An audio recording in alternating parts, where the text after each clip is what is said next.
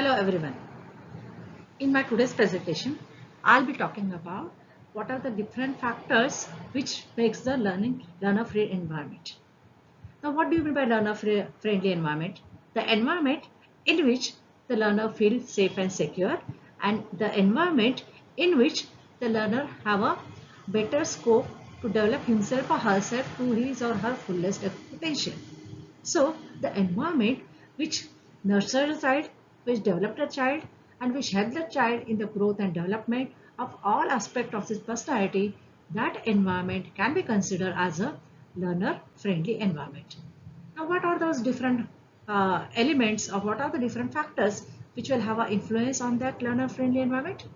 First and foremost is the culturally sensitive environment. Now, what do you mean by culturally sensitive environment?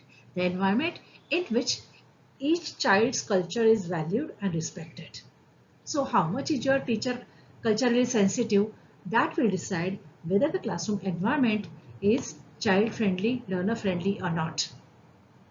The environment which promotes the participation, cooperation and collaboration, that will also call as a learner friendly environment. So how much students are engaged in the classroom, that will make it a learner friendly environment.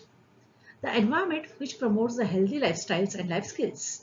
So though the teaching learning process major chunk of the content is taught to the student, and though the focus is given on just delivering the content, it is we also need to develop the healthy lifestyles among the student.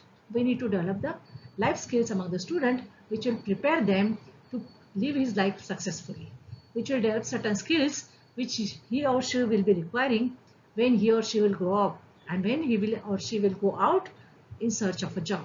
So does your education prepares the child with those particular skills? That will decide whether the environment is learner friendly or not.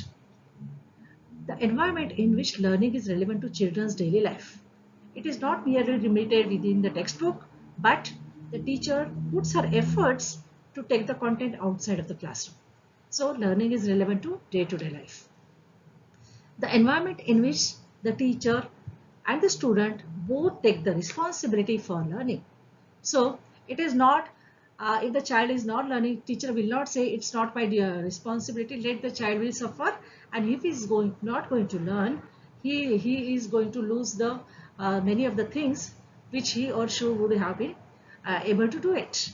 But here the teacher puts her efforts, motivates the child, encourages the child for learning. That environment is learner friendly environment.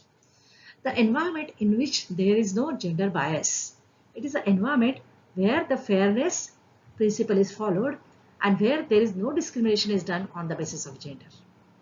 Again, there is one more important aspect of this child-friendly environment is where the involvement of the families and the community is also considered in child's learning.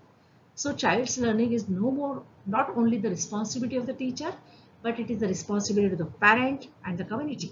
Because after completing the education, the child is going to be a future citizen. Child will be playing his or her role in the community. So if we take the participation of the community and the parents in child's learning, then the gap between what are the parents' expectation, community's expectation can be fulfilled, and we can grow an individual which is demanded in the society or which is expected from the parents or the community. So these are the different elements, different factors which decides or which makes the learner friendly environment. Thank you. Happy learning.